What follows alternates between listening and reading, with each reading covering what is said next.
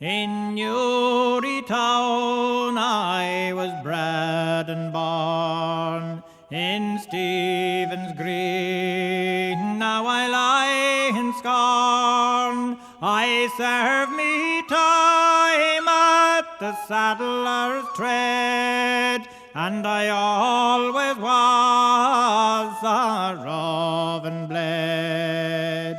At 17 I took a wife, and I loved her dearer than I loved my life.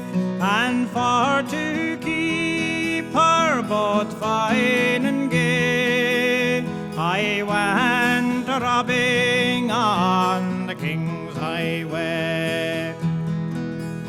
I never robbed any poor man yet, nor any tradesman caused I to fret.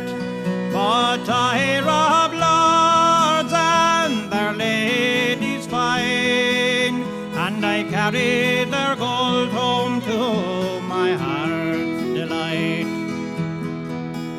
To Covent Garden I took my way, with my dear wife for to see the play. Lord Fielding's men, they did me pursue, and taken was I by that cursed crew. My father cried, my darling son. My wife, she cried, I am undone.